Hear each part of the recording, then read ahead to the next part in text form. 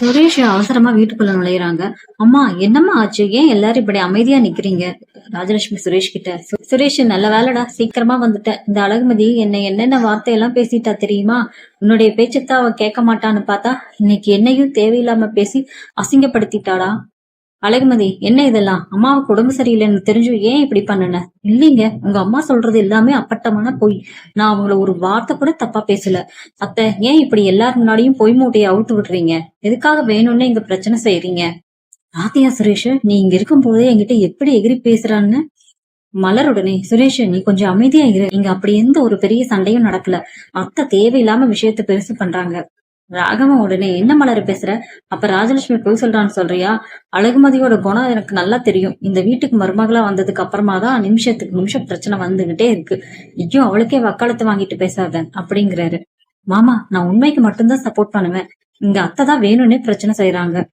ராஜலட்சுமி உடனே நெஞ்சு புடிச்சிட்டு, ஐயோ என்னால முடியலையே, எல்லாரும் சேர்ந்து என்ன இப்படி பழி வாங்குறாங்களே அப்படின்னு அழுகுறாங்க. அத்தை, உங்களுக்கு உடம்பு முடியலன்னா ரூம்ல ரெஸ்ட் எடுங்க, இல்லைன்னா ஹாஸ்பிட்டல் கூட்டிட்டு போறேன். அதை விட்டுட்டு எதுக்கு தேவையில்லாம பழி வாங்குறீங்க? சுரேஷ் கிட்ட ராஜலட்சுமி, சுரேஷ் நீ குடிச்ச டீ டம்ளரு அப்படியே ஹால்ல இருந்தது, அதை எடுத்துட்டு வைக்க வேண்டியது அவ பொறுப்பு தானே. அதை விட்டுட்டு இந்த டம்ளரை நீங்களே கிச்சன்ல வச்சிருக்கலாமே. இதெல்லாம் உங்க பையனுக்கு நீங்க சொல்லி கொடுக்கலையான்னு என்னையே கேள்வி கேட்கிறாடா. இவ வந்த நேரமோ என்னமோ இந்த குடும்பத்துல நிம்மதியே போச்சு. சுரேஷ் உடனே, அழகுமதி, அம்மா சொல்றது நிஜமா? நீ அப்படி கேட்டியா? ஆமா, கேள்வி கேட்டேன். ஆனா நான் எந்த தப்பான வார்த்தையும் பேசல. நீங்க தான் அத்தை என் மேல பழி போடுறீங்க. உங்க மனசுல என்ன இருக்குன்னு எனக்கு நல்லா தெரியும். ராகவன் சுரேஷ் கிட்ட, சுரேஷ் உங்க அம்மா சொல்றதுல எந்த தப்பும் இல்ல.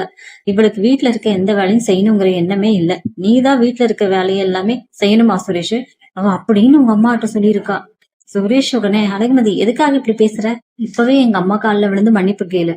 நீ பேசின பேச்சுக்கு கண்டிப்பா எங்க அம்மா கிட்ட மன்னிப்பு கேட்டே ஆகணும்னு சொல்றாங்க. ராகவன் சுரேஷ் கிட்ட, என்ன சுரேஷ் இன்னும் அவகிட்ட பேசி கெஞ்சிக்கிட்டு இருக்க? அவளை அவங்க வீட்டுக்கே அனுப்ப வேண்டியது தானே? உடனே, அழகுமதி இப்பவே எங்க அம்மாட்ட நீ மன்னிப்பு கேட்கணும்.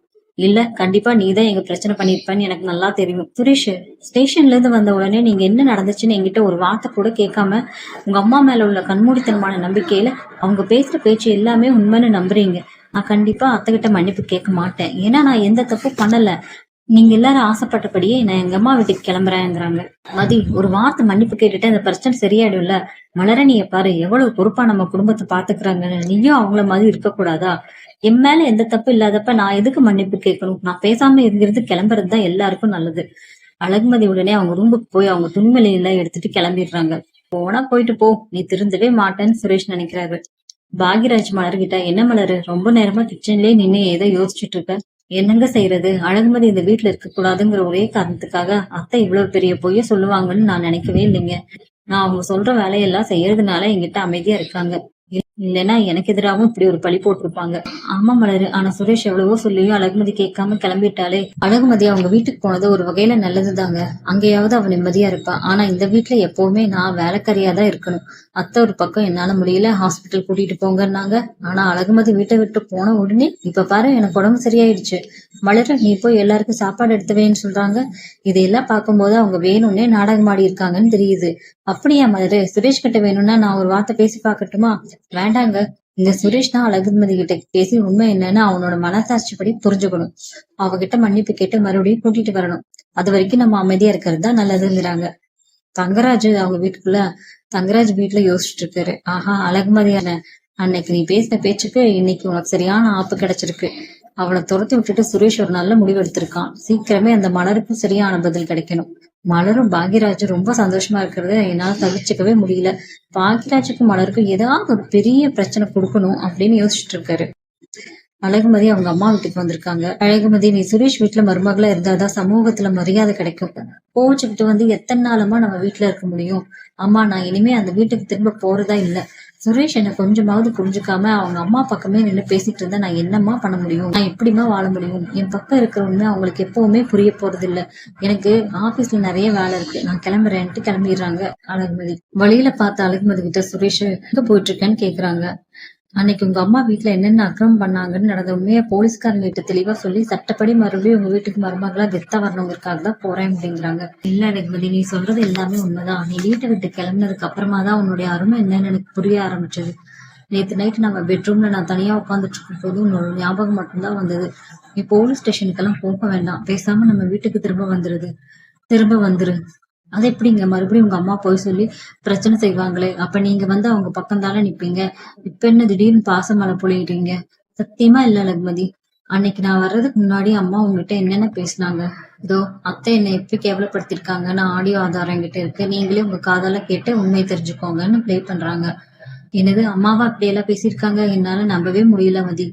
ஆமா சுரேஷ், நான் இந்த வீட்டுக்குள்ள இருக்கக்கூடாதுன்னு வேணும்னே தான் அன்னைக்கு பிரச்சனை செஞ்சாங்க. நீங்க வீட்டுக்கு வந்த உடனே என்கிட்ட ஒரு வார்த்தை கேட்டிருந்தா நான் அன்னைக்கே அந்த ஆடியோவை காட்டியிருப்பேன்.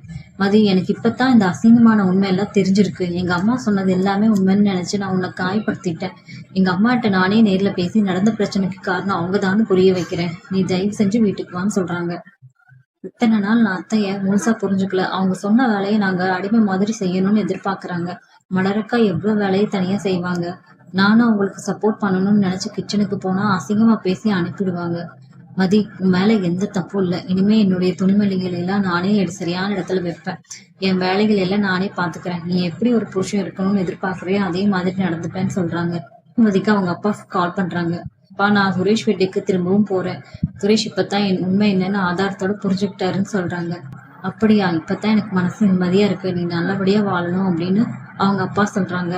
சுரேஷும் அவங்க அப்பா கிட்ட, மாமா என்னை மன்னிச்சிடுங்க. உங்களை புரிஞ்சுக்காம அன்னைக்கு தப்பா நடந்துக்கிட்டேன். மதியம் நான் இனிமே என் கண்ணியுமே போல நல்லபடியா பாத்துப்பேன்னு சொல்றாங்க.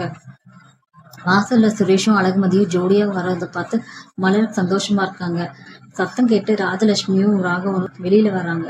என்னது, அதுக்குள்ள அழகுமதியை கூப்பிட்டு வந்துட்டானா? சரி, நடந்தது நடந்து போச்சு. இப்படியாச்சும் அவன் காலில் விழுந்து மன்னிப்பு கேட்டுட்டு அடக்க ஒடுக்கமா இருக்கட்டும். அம்மா நிறுத்திக்கோங்கம்மா. எதுக்குமா அழகுமதி உங்ககிட்ட மன்னிப்பு கேட்கணும்? நீங்க அழகுமதி கிட்ட பின்னாடி என்னென்ன பேசியிருக்கீங்கன்னு இப்பதாம்மா எனக்கே இந்த அசிங்கமான உண்மை புரிய வருது. நீங்க பேசின அசிங்கமான பேச்சுக்கு நீங்க தான் இப்ப அழகுமதி கிட்ட மன்னிப்பு கேட்கணும். ராஜலட்சுமி உடனே, என்ன சுரேஷ் இப்படி பேசுற? அம்மா என்கிட்ட ஆடியோ ஆதாரம் இருக்கு. நீங்க முதல்ல மதிக்கிட்ட என்னென்ன கேவலமா பேசுனீங்கன்னு போன் ரெக்கார்டிங்ல ஆதாரம் இருக்கு என்கிட்ட. அவளை துரத்துறது மட்டும்தான் அங்க குறிக்கோளா இருந்ததா? என்ன சுரேஷ் பெத்தம்மா கிட்ட இப்படி பேசுற? அவ இங்க தேவையில்லைன்னு அவங்க அப்பா சொல்றாரு. அப்பா, இது என்னுடைய வாழ்க்கை. மதியம் அவங்க வீட்டுக்கு போகணுங்கிறதுக்காக தான் நீங்களும் அம்மாவும் சேர்ந்து வேணும்னே இங்க பிரச்சனை செய்றீங்க. இனிமே உங்க பேச்சு நான் கண்ணை மூடிட்டு கேட்கவே மாட்டேன். இப்பவும் மதியம் இந்த ஆதாரத்தை வச்சு போலீஸ் கிட்ட போகணும். நீங்க தான் ஜெயிலுக்கு போய் அவமானப்பட்டு நிக்கணும். ராஜலட்சுமி பயத்துல ஸ்டன் ஆயிட்டாங்க. நீ ரூமுக்கு போய் ரெஸ்ட் எடுன்னு சுரேஷ் சொல்றாரு. ராகவன் ராஜலட்சுமியை பார்த்து, என்ன ராஜலட்சுமி, நெஞ்சு வலிக்குதுன்னு என்கிட்ட அழுதுகிட்டே சொன்னதெல்லாம் அப்பட்டமான போய் தானா? நீ என் கூடவே இருந்துட்டு இப்படி எல்லாம் அசிங்கமா நாடகம் ஆடுவேன்னு நான் நினைக்கவே இல்லை. இனிமே மலர்கிட்டயோ அழகுமதி கிட்டயும் தேவையில்லாம பேசி குடும்பத்துல பிரச்சனை செய்யாத. மலரும் பாகியராஜும் சுரேஷை பாராட்டுறாங்க. சுரேஷ், அழகுமதியை நல்லபடியா புரிஞ்சுக்கிட்டு அவளுக்கு சப்போர்ட் பண்ணி கூப்பிட்டு வந்திருக்க பாரு. இப்பதான் எங்களுக்கு ரொம்ப சந்தோஷமா இருக்குது. ஒரு புருஷனா நீ இன்னைக்கு எடுத்த முடிவு ரொம்ப பெரிய விஷயம் சுரேஷ். பெருமையா இருக்கு அப்படின்னு சொல்றாங்க.